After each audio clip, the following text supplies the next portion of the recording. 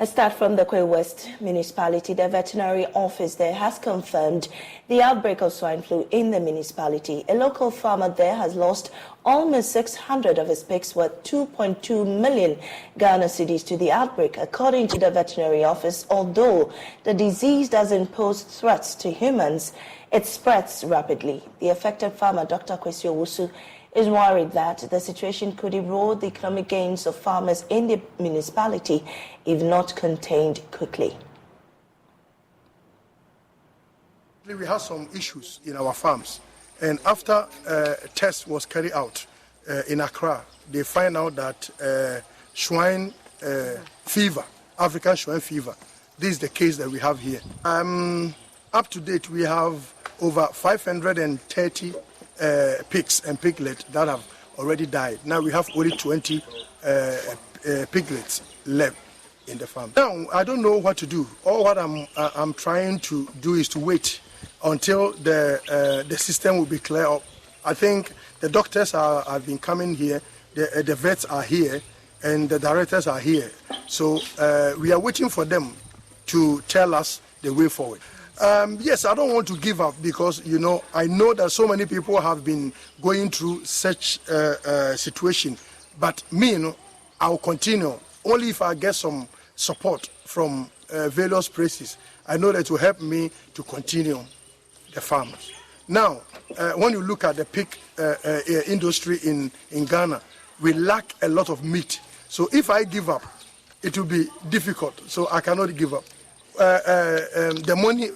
Right now, I can calculate that if I sell them, even each one, if I sell each one for even 3,000 or 2,500, I have lost more than 2.5 or 2.2 million Ghana cedis. The Municipal Veterinary Director, Dr. Mark Owusu, is advising farmers to report any symptoms for swift action. We've recorded African swine fever outbreak on the 28th of August. So we are still on it.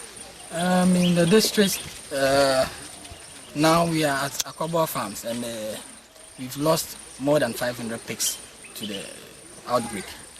The farmers, we are advising all of them to be patient and do not allow any new pig to come to your farm. Do not move your pigs. Do not sell the pigs within Kwai West. We are organizing a seminar for the farmers. So we put them through all the do's and don'ts. But for now, they should all calm down. The situation is under control. Consumers of pigs, the virus does not affect human beings. So consumers of pigs are safe. Just that the farms that are affected, we don't want the pig meat to go outside due to the spread. It's not infectious to human, but it spreads so quickly, and when it gets to your farm, it will clear all your pigs within weeks. So we want to stop that economic loss. Even though it's not zoonotic, we are looking out for the economic losses. Municipal Agricultural Director for Kwai West, Francis Dagwache, says his office, in collaboration with farmers, will manage the outbreak to safeguard the livelihoods of farmers.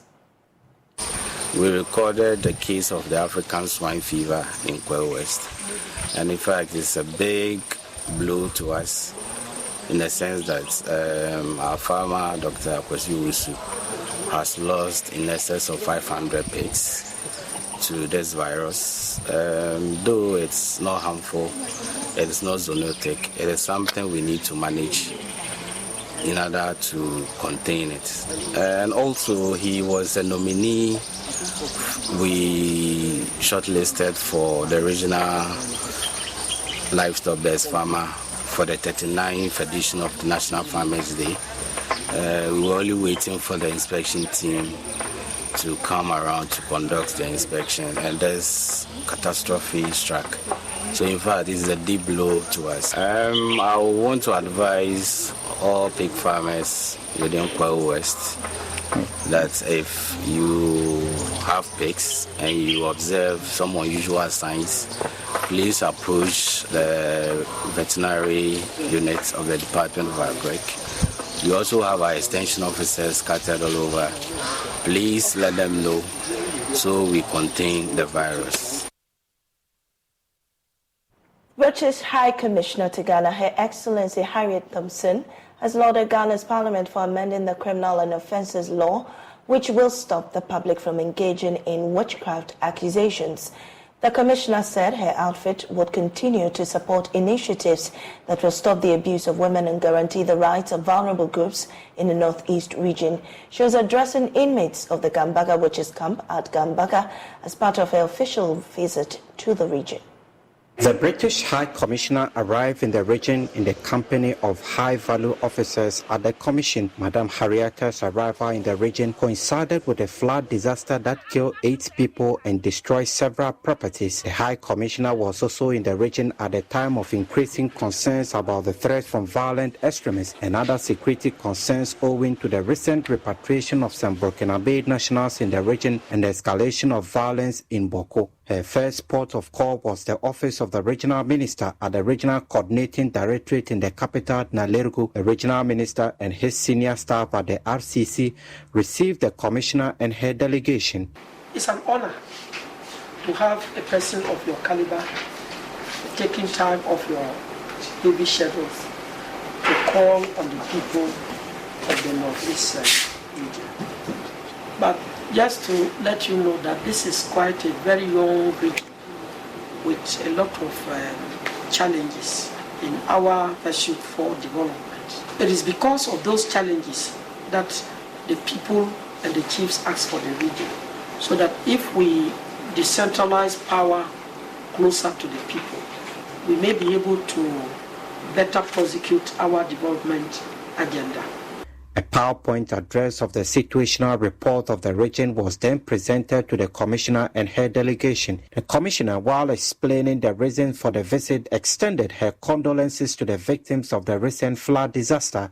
I'm sorry to be coming at such a difficult time for this region. My heartfelt condolences, those of my staff, my team as well, on the loss that you have experienced as a result of the recent floods, the loss of life, of course, but also the loss of livelihoods. From the coordinating directorate, the regional minister led the High Commissioner to the Palace of the Traditional Authority in line with the established protocols. Her Excellency, after being welcomed by the Nairi and his elders, said her visit to the region was among others to ensure maximum impact of their work across human and economic development, peace, security and stability. We recognise that the northern regions of Ghana experience more difficult, more challenging human development outcomes and less economic development than the rest of Ghana. She added that her visit was in line with her responsibilities to strengthen and move forward the relationship between Ghana and Great Britain. As the High Commissioner to Ghana from the UK, my responsibility is to strengthen that relationship still further and to move it into the future. For me to be able to do that properly, I need to understand the whole of the country, not just sit in Accra and think that Accra is Ghana. The Overlord, Nabohaga Abdullahi Mahamud Shariga, expressed his gratitude for the visit, but also acknowledged and praised the warm relationship between the two nations. The Nairi, however, made several requests for assistance, including scholarship program for students in his jurisdiction and relief items for victims of the recent flooding in the region. The High Commissioner's visit to the region also came as police are investigating the killing of a 60-year-old woman in connection with witchcraft accusations in the Yunyu Naswani district. From the Nairi, the High Commissioner ended her visit at the Gambaga Witches Camp, where she interacted with and donated food items to the inmates. We want to make it clear to Your Excellency. But before her interaction with the inmate, the High Commissioner visited the caretaker of the camp, the chief of Gambaga and his elders. That the Gambarana does not go hunting for witches or dragging them to come here. The Gambarana rather serves as the director of a resettlement area. So this is a resettlement camp and not a witch camp. The palace, however, called for adequate education and sensitization before the passage of the bill. Nobody is against the law, but we know that there may be certain consequences behind it unless there is an in-depth education that will extend to the rural areas. Otherwise, in fear that when they declare anybody a witch, they will be arrested and maybe be sentenced. They may lynch them without the knowledge of anybody. The High Commissioner speaking to the inmate said her office will continue to work with local partners to ensure their rights and dignity were respected. We are happy that this law has been approved by Parliament that will stop people from being accused of witchcraft, because we don't want other people to be treated the way that some of you have been treated. Human rights are as important as anybody else's human rights. And so we will continue to work with Somtaba and with other people in Ghana who are supporting you to make sure that those human rights are respected, and those of your children and your children's children.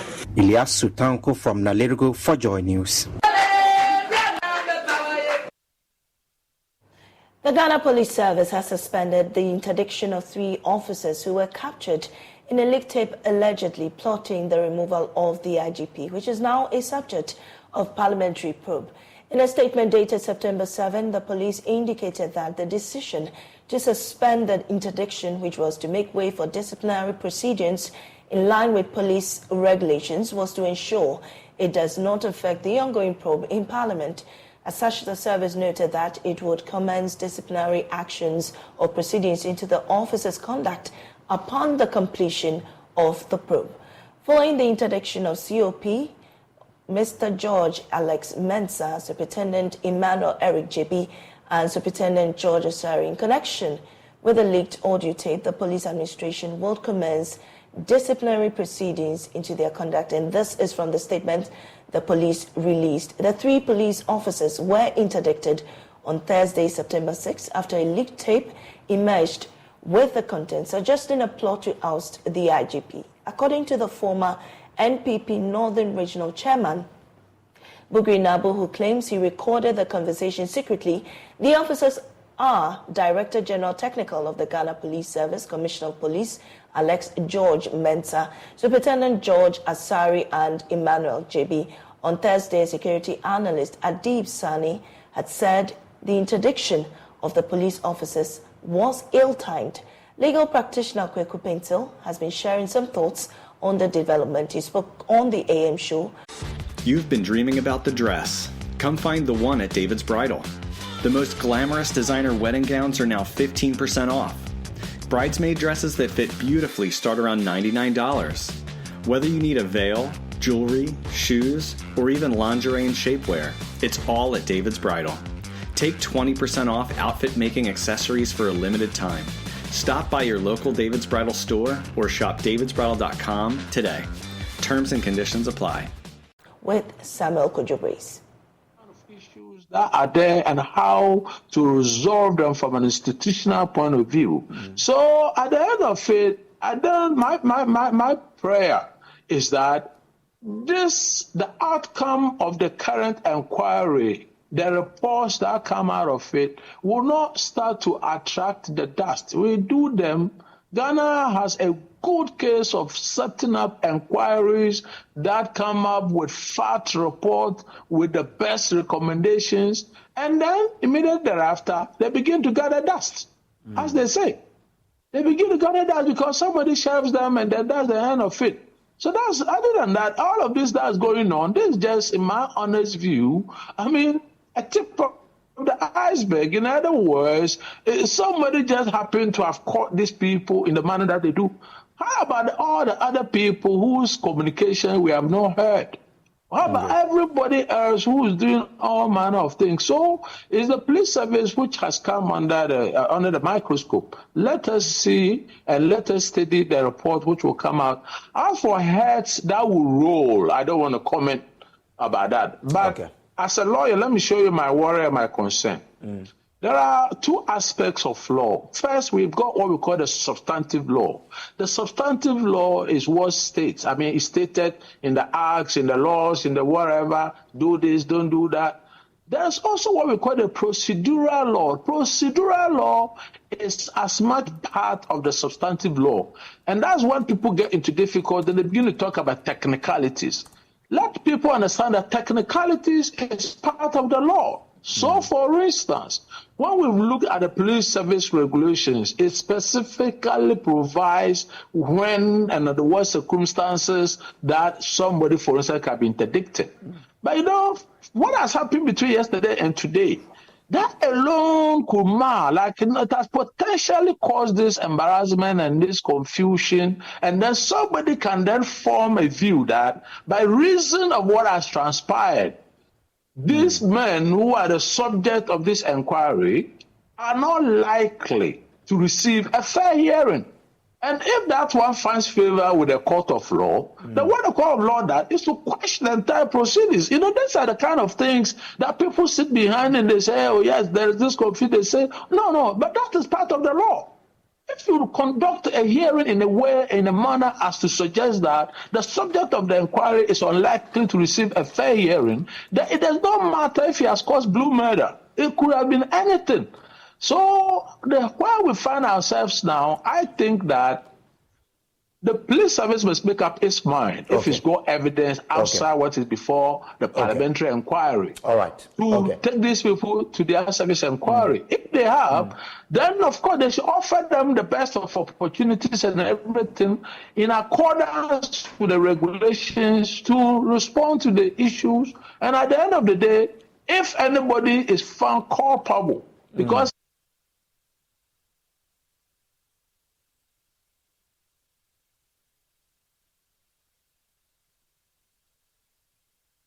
8 million Ghanaians are illiterate. In other words, they cannot read or write. That's according to the Ghana Statistical Service. As the world marks World Literacy Day today, we asked how does Ghanaian situation affect development in general. We'll have a conversation shortly, but first, here is some statistical information on illiteracy generally in Ghana. The theme for the celebration today is promoting literacy for a world in transition, building the foundation for sustainable and peaceful societies. Now, 8 million Ghanaians are illiterate. This means they can neither read nor write in any language. And according to the Ghana Statistical Service, 1 in 4 persons is an illiterate. So out of every 4 Ghanaians, 1 is illiterate. Now, this is the data that is coming from the 10% of illiterates are concentrated in 9 districts in Ghana. We have the Tamale Metropolitan Assembly, Nanumba North as a municipality, East Mamprusi Municipality, Sanerugu Municipality, Kushegu Municipality, West Mamprusi Municipality, Central Gonja Municipality, and also Ketun South Municipality and Boko West Municipality.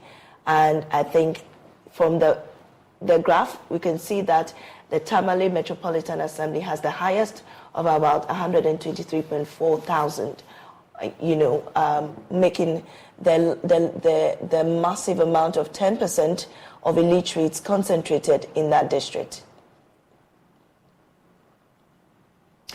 And with this, 9 out of the 16 regions in Ghana had at least one district with more than half of its population being illiterates.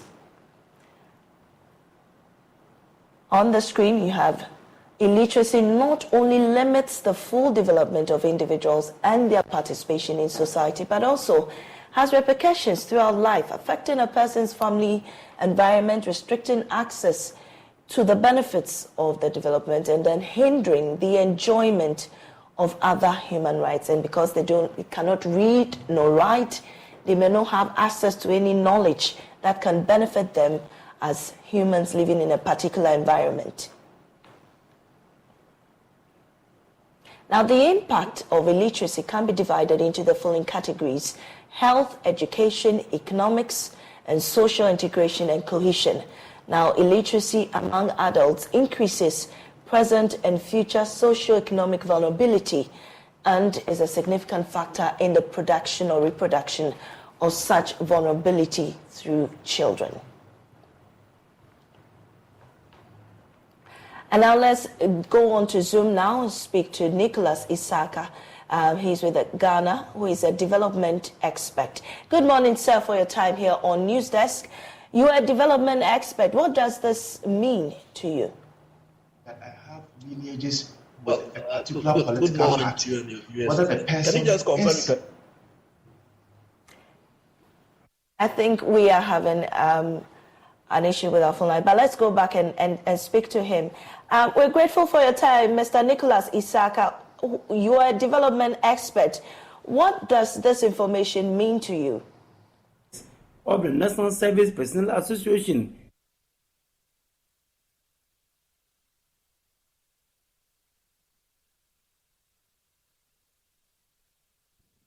On the line. All right. Mr. Isaka, if you can hear me for a third time, I hope you can hear me this time around. What does this information from the Ghana Statistical Service mean to you? Yeah, hello. Can you confirm you can hear me, please? I can, loud and clear. Thank you. All right, thank you very much. So, I mean, quite clearly, like they've rightly pointed out, it has implications for health, for education, and for even the participation of such individuals in economic activity. And let me just share some experience from real on-the-ground work when it comes to development matters. So I have done some work in the past working with farmers, especially in northern Ghana. And there have been times when you are disseminating best farming practices, essentially to help them improve their yields. But then the reality is this. I mean, there are some of the practices that you go and you don't even have a local language version for the word you want to use. So invariably, maybe during training sessions, you may have pictorials just to ensure that the message is sent down there. So naturally, if you have anybody who has not got that literacy, then that really limits that person's participation in economic activity. And generally, when we talk about literacy, there are three elements. There's a reading, there's a writing, and then arithmetic. Very important. Addition, multiplication, subtraction. So once again, from my experience, you are working with people, they could be traders, they could be farmers, they don't know how to count money. How do they actively participate in economic activity? That becomes a major limitation. Then you add the new dimension of digital literacy, using mobile money and all these things, which now is very, very essential for financial inclusion. So it is a major issue. Those are the implications. What then it means is that for those people who are at the bottom of the literacy level, then essentially their quality of lives automatically will not be as much, all other things equal, than those who are fairly well literate. That is the implication. Right. Let me also add that I think as in the past as a country, I remember several years ago, there used to be the non-formal education program. Back, I think some 20 plus years ago. I really don't know what is happening to it now. Because literacy does not necessarily mean going to school. And so maybe on the policy side, with this report coming in, it's high time probably policymakers began to look at, okay, can we revive the non-formal education we used to have 20, 30 years ago to really tackle these matters. Right, and does this come as a surprise to you that out of the 8 million, the 10% are concentrated mainly in the northern regions? Well, how does this come to you? It doesn't come as a surprise to me because once again, even if you look at even BEC statistics, I come from a district, I don't want to mention the name because of embarrassment. We've been at the bottom. And this is for people who've gone through the normal schooling. So even for people going through normal schooling, BEC statistics, if you look at the last rankings, I don't even rankings in the last 4 to 5 years, a good number of the districts that are at the bottom are from northern Ghana. So I'm not in the least surprised that this survey also shows that the bulk of the people are coming from the northern part of the country. But what could be accounting for this and what can be done about it? Well, I think it's some of these matters also bother that there's some economic angle to it. But let's face it, if you're at a certain level of income level, you can on your own educate yourself. You and I, for instance, at a certain level that we can afford smartphones and, of course, educate ourselves. We can also go online and learn a lot of things. But literacy and income levels, there's a correlation. So if somebody is at the bottom there, it's a bit difficult. The other thing to note also is that let's know that even in the normal education system, the best schools, especially at the pre-secondary level, are private. We all know that. It's only when you get into the senior high school that we still have public schools doing fairly well compared to the private schools. So once again, when you go to northern Ghana, people are the income levels where they cannot afford private schools. Because generally all the statistics show that the poverty levels are higher in northern Ghana and also in some parts of the central region, especially along the coast. So there's a correlation between your level of literacy and also your poverty level or your income level. There's a correlation between the two. And I was asking what can be done about it at this time so that the numbers can at least be reduced in these areas. Well, two things.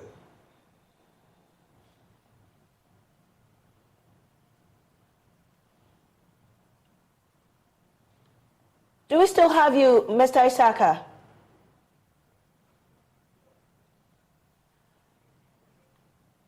Unfortunately, we have a bad connection to Mr. Nicholas Isaka, who is a development expert. But as you heard from him, this is not surprising that 8 million... I'm hearing he's back on the line. Mr. Isaka, can you hear me? Yes, can you hear me, please? Great. You were finishing your last statement. Yeah, so development programs are doing their bit. I think what is missing is the public sector side, it's the government side. And it's a question of putting money, investing into these things. Of course, we all know where we are now with the IMF, so that might be a challenge for now. But development workers, development programs funded by donors are doing quite a lot there. But quite clearly, this report shows that that is not sufficient. So it's left for government to put in additional resources. But you and I know that the money is not there for now. So probably in the interim, we may have to live with this for a while until our finances as a country improve, and then we can afford to put money into these matters.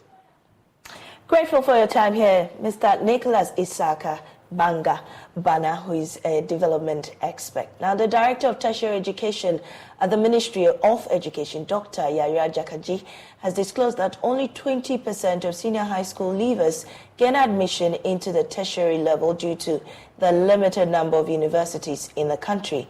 The situation, according to her, is greatly affecting numbers of students pursuing tertiary education. Dr. Jakaji, who was speaking during a visit by the Ghana Tertiary Education Commission to Akumadan to access the level of work at the newly built Akumadan Local Government University, says there's the need for the establishment of more tertiary institutions to help accommodate more students. And Asabit has more.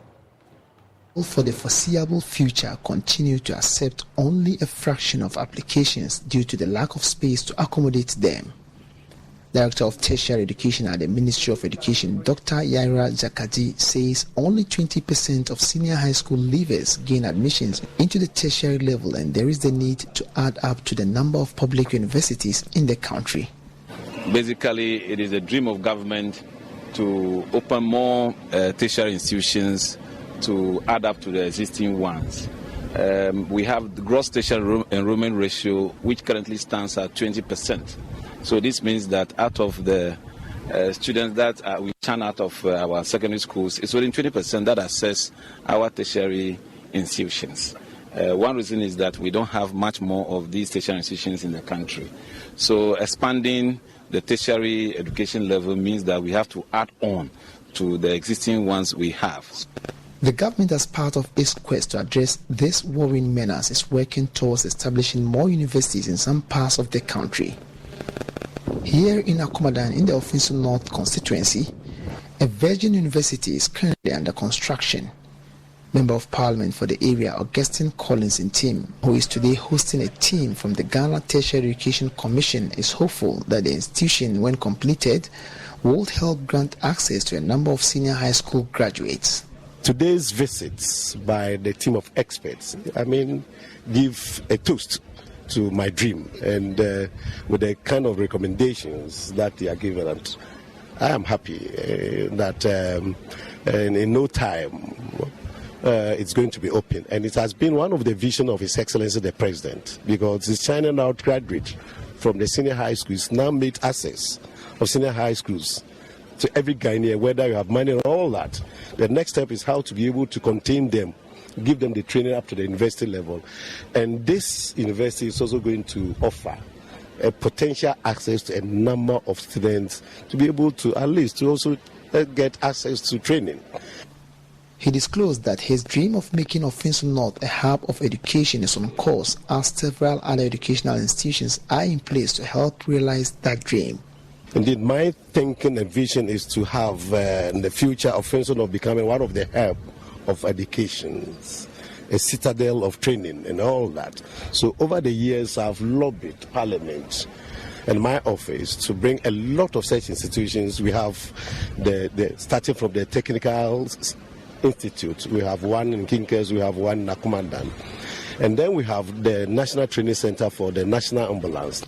Mr. Collins Augustine and team further revealed that the establishment of the Akumadan University of Local Government and Development would, amongst other things, boost the economy of the area, thereby providing jobs to the people.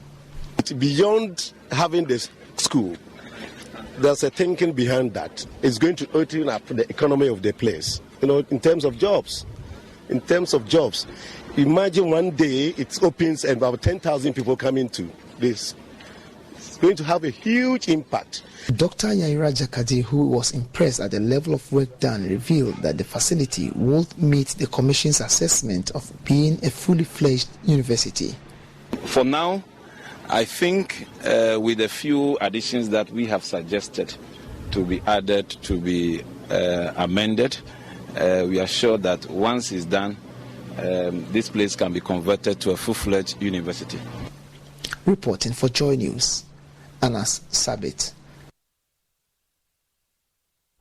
Some parents are raising red flags over the dangers posed by stalled 12-unit classroom block project to their children at St. Augustine Basic School in Nungwa. Due to limited space at the school with a population of 500, junior high students are being accommodated on a Presbyterian school compound elsewhere.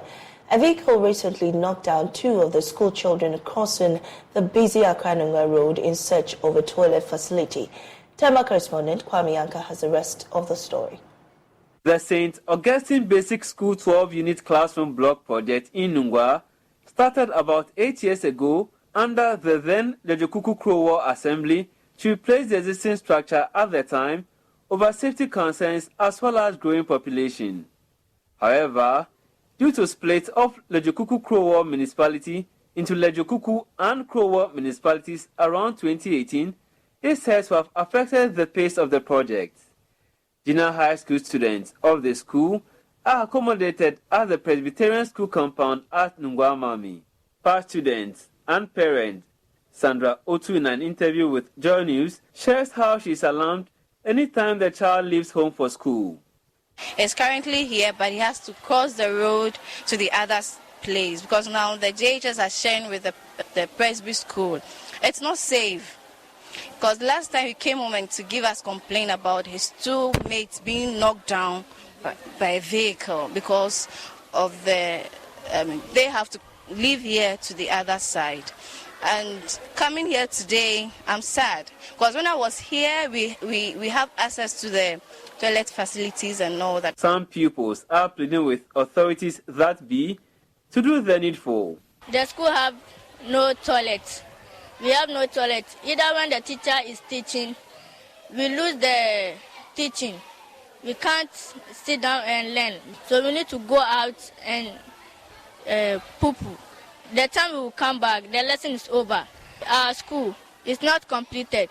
We beg him to come and complete our school for us.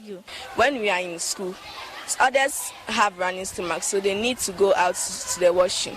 And something can happen to them anyway. While the teacher is teaching, then we students, we are going out to visit the washroom. It's a problem which we are facing in this school.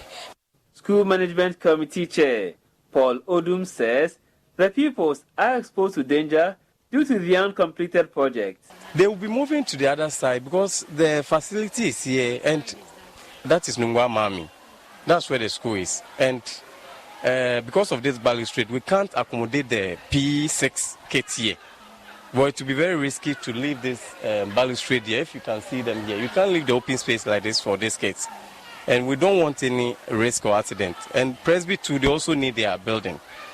So that's the reason why we want to maintain the kids here as we are entering into the next academic year. Assembly member for Nkpo electoral area, Labaran Abdullahi Osman, who doubles as the Social Services Committee chair at Krowa Municipal Assembly, says several steps have been taken for the completion of the building. Tracing the document has become an issue. We have to find a way of making things more clearer to whoever will be giving the contracts. I have met the contractor here before. He came on site. The headmistress and the neighbors of the community can attest to the fact that work has been ongoing, and he has to raise a certificate for ratification and payment. But even in that course, as parents and as an assemblyman, that I also belong to the PTA, we came, we assessed the situation. Those that we think we can start, we put in an effort. Eventually, contractor is back on site, trying to do the most importantly, the place of convenience, both for teachers and students.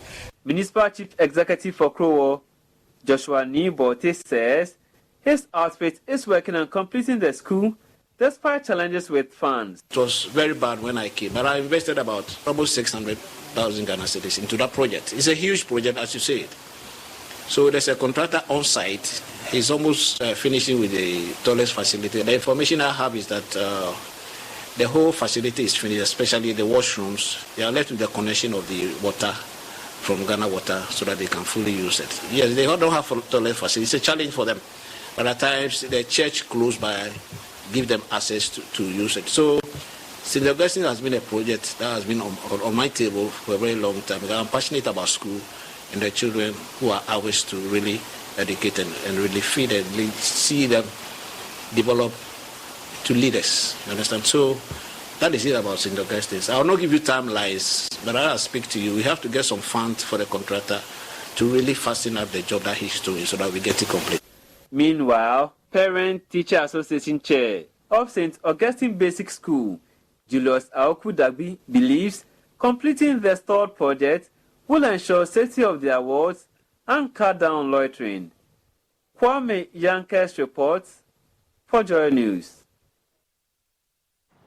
Upper West Regional Minister Dr. Hafiz bin Saleh has urged personnel of the National Service Scheme not to be discouraged by the challenges they are currently facing at their post.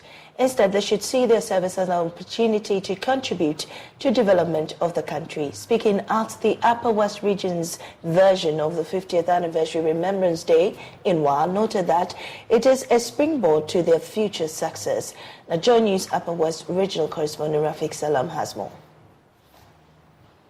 Staff of the National Service and executive members of the National Service Personnel Association, NASPA, were joined by Upper West Regional Minister Dr. Hafiz bin Saleh at the conference room of the Upper West Regional Coordinating Council to watch a virtual live show of the national remembrance of the 50th anniversary of the National Service Scheme. Upper West Regional Director of the NSS, Dawusu Daniel, fed through light on the program. National Service, we know, started in 1973 by Ignatius Kuntun Achampon. Today, the 7th of September marks the exact day he assented to the decree that established national service. So we know we have lost a lot of heroes, service persons and staff during the day. So we've decided that today we will use the day to remember them and give them some respect. Dr. bin Saleh recalled with nostalgia his 31 years ago as a national service personnel, which he said has impacted on his life. I did my national service with the then Ghana Water and Sewage Corporation, Ghana Water Corporation now, and have no regrets whatsoever.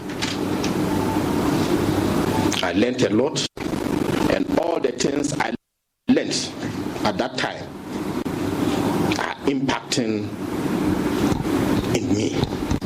He urged national service personnel in the country not to be deterred by the challenges they are currently encountering, but should spur them on to greater heights. And this gives you the opportunity to have a feel of what people are doing to make our country a better place for all of us. I will therefore entreat each and every one of you not to be deterred by the challenges, but to be spurred on to give of your best as you contribute to the forward march of our dear country, Ghana. At exactly 11:45 a.m., there was a flag raising ceremony at the forecourt of the Upper Regional Coordinating Council, where a 2-minute silence was observed for departed souls and the sounding of the last post, aided by personnel from the Ghana Armed Forces and the Ghana Police Service.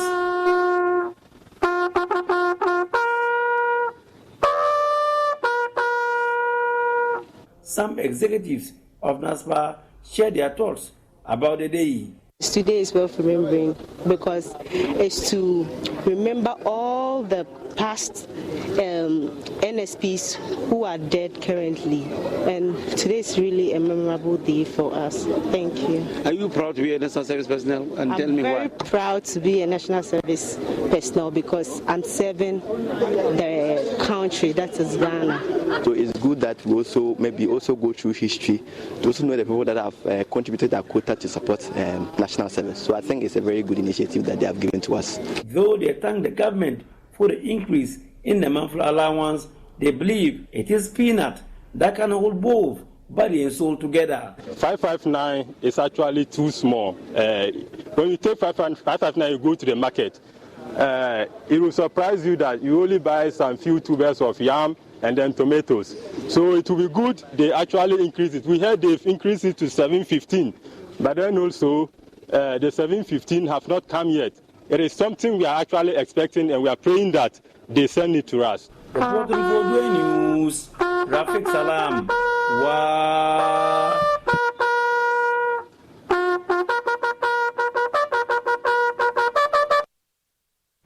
You're still watching JoyNews Desk. There's more news coming up in business right after this break.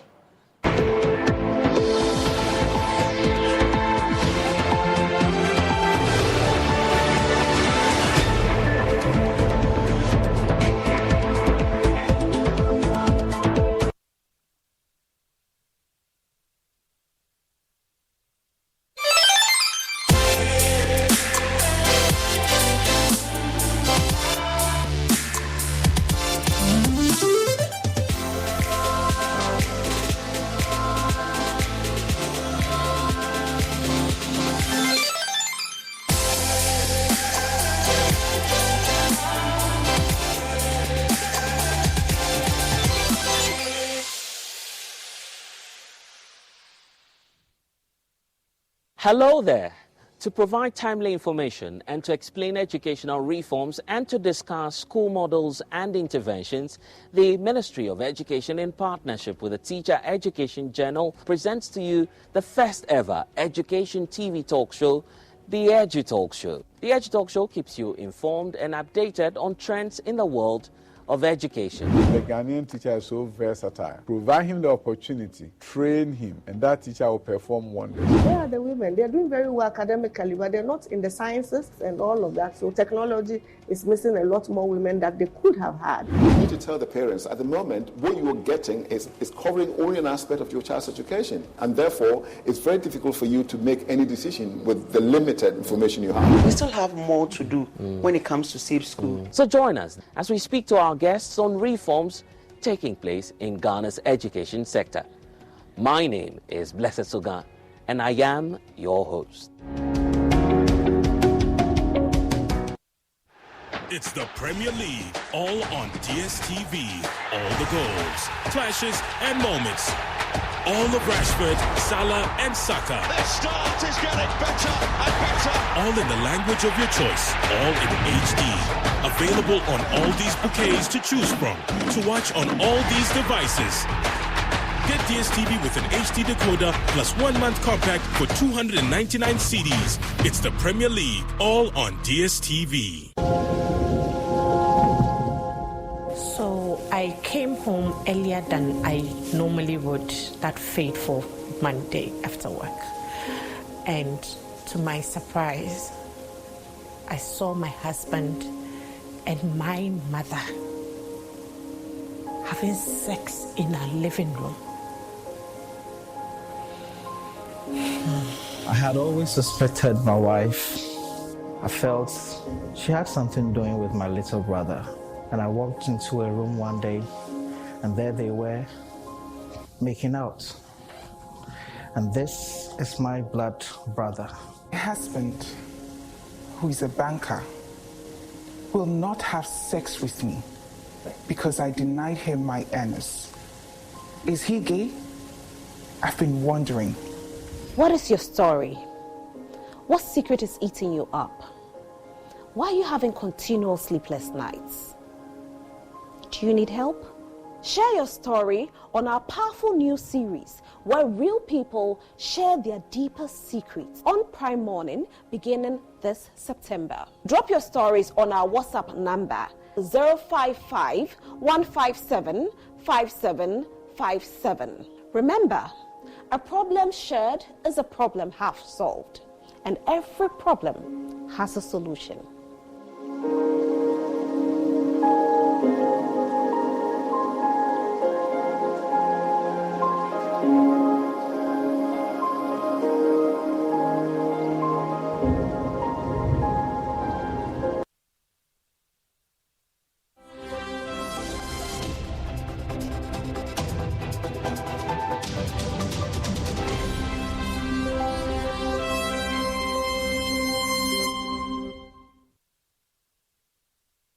Hi, good morning. Welcome to Business. My name is Darryl Kwao. The Ghana Export Promotion Authority says it is working to improve its performance for non-traditional exports for 2023. The authority recorded $3.5 billion in non-traditional export revenues in 2022. Manufactured and semi-manufactured products contributed the most. Now, Chief Executive Dr. Efua Sabiasari says the authority will deploy innovative means to add value to its products to increase export earnings. She was speaking at the GEPA 80th National Exporters Forum in partnership with Access Bank Ghana PLC. Here's more. The Ghana Export Promotion Authority said it is dedicated to providing comprehensive support, particularly in the area of value-added goods.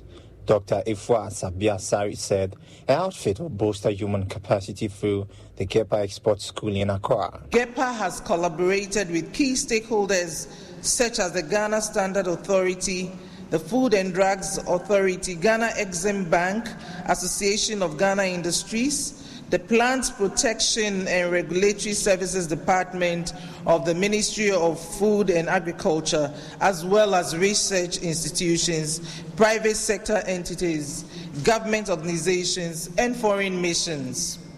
In 2022, Ghana recorded non-traditional export revenues of $3.5 billion USD, with the manufactured and semi-manufactured products sector contributing the most. This result highlights GEPA's dedication to enhancing exporters' capacities, fostering global competitiveness, exchange flows, and foreign exchange flows to bolster the local economy. Trade Minister Katie Hammond pledged supporting exporters in Ghana. Let us see ourselves working together as partners in the growth and development of the economy of the country.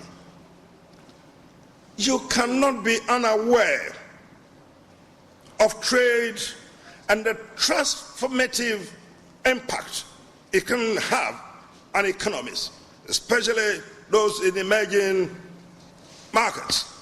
Executive Director Wholesale Banking at Access Bank Ghana PLC, James Bruce, explained various initiatives Access Bank is embarking on to support exporters. Facilitating payments, also checking on your counterparties that you are looking to export to be sure that they have the capacity to pay for the goods and services you are getting.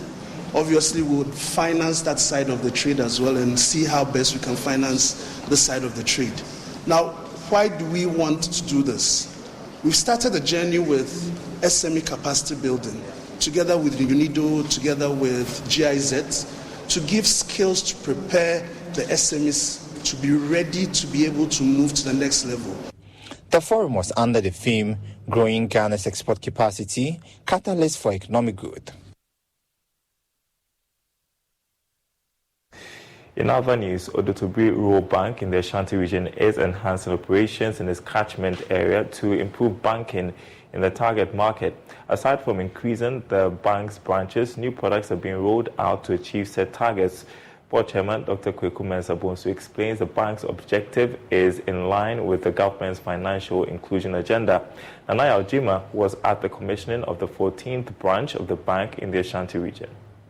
Financial inclusion contributes to economic growth by stimulating entrepreneurship and increasing savings. Despite enhanced financial education, the majority of Ghana's population remains unbanked, largely due to inaccessibility. This has limited financing for most small and medium-scale enterprises in the country. Board Chairman for Odotobri Rural Bank, Dr. Kweku Mensah-Bonsu, says roping more people into banking will drive development. In Kumasi, we have about 9 branches, and that is strategically placed so that people from different areas, you don't need to go very far to get to Odotobri Rural Bank. Yes, with the way things are going and business is picking up gradually, there's a possibility that we would open new branches, depending on how we see the areas that we want to go into. You know, there are areas that have potential. So we are going to explore all these things and find out where we should put our money. The bank commissioned its 14th branch at Tutuka in Obuasi municipality. In 2022, the Odotobri Rural Bank increased profit margin from 4.1 million cedis to 4.6 million cedis, mainly driven by business at the only branch at Obuasi. Abraham Kofi is Chief Executive Officer. Management and the board thought it wise that as the customer base of the bank keeps on increasing, it was imperative for us to make such an expansion. So we started doing feasibility studies, ensuring due processes, and also obtaining Bank of Ghana's approval. So today what we are all witnessing, that is the commissioning of Tutuka branch, is an attempt to expand the bank's operational coverage and also to support the government of Ghana financial inclusion agenda. For Joy Business, Nanaya Ojima reporting. And that's it for this segment. The news continues after this break.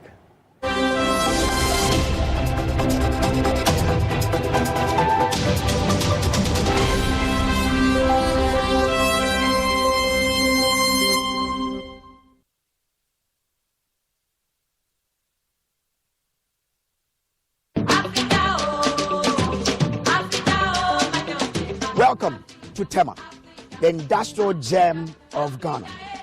Attention all dreamers, investors and home seekers. Mark your calendar for the next clinic of the EcoBank JoyNews Habitat Fair. Imagine waking up to stunning waterfront views, basking in the warmth of the sun and embracing the comfort of a home perfectly tailored to your needs. Discover a range of housing options that cater to every budget and lifestyle. From sleek contemporary designs to elegant traditional architecture, the EcoBank JoyNews Habitat Fair has it all. But wait, there's more. This fair isn't just about buying a home. It's also about enhancing the spaces we live in. Get financial solutions to acquire furniture for that beautiful home, electronic devices, and more. Our dedicated team of real estate experts and banking partners are here to guide you every step of the way, making your journey to home ownership smooth and stress-free. Don't miss out on this incredible opportunity to make your dreams come true. Join us at the 10th edition of the EcoBank JoyNews Habitat Fair, where possibilities are limitless. The EcoBank JoyNews Habitat Fair 2023 is powered by the Plant City Extension Project from Cities and Habitats and sponsored by... Hello there. To provide timely information and to explain educational reforms and to discuss school models and interventions, the Ministry of Education, in partnership with the Teacher Education Journal, presents to you the first ever education TV talk show, The Edu Talk Show. The Edu Talk Show keeps you informed and updated on trends in the world of education. The Ghanaian teacher is so versatile. Provide him the opportunity, train him, and that teacher will perform wonders. Where are the women? They're doing very well academically, but they're not in the sciences and all of that. So technology is missing a lot more women that they could have had. You need to tell the parents, at the moment, what you are getting is covering only an aspect of your child's education. And therefore, it's very difficult for you to make any decision with the limited information you have. We still have more to do when it comes to safe school. So join us as we speak to our guests on reforms taking place in Ghana's education sector. My name is Blessed Sogan, and I am your host.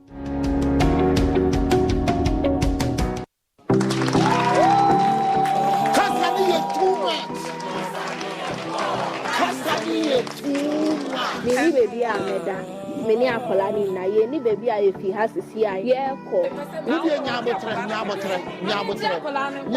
yesro.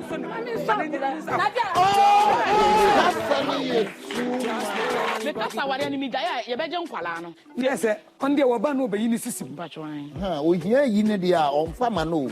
Ba say yi hia yi ne dia na yi aba ne nti. Na yi kasa ne ye too much. Mesro bibia yenya awade hunim de ene awade hunyansa asiakom.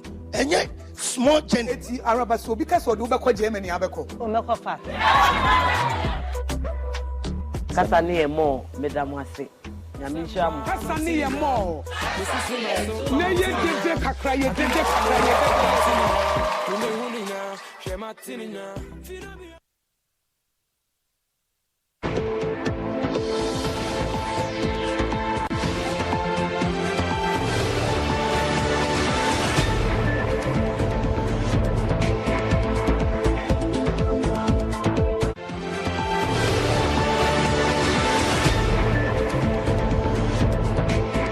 And that's all we have here on JoyNews Desk. We'll be back at midday with Joy News Today. There's more news on myjoyonline.com.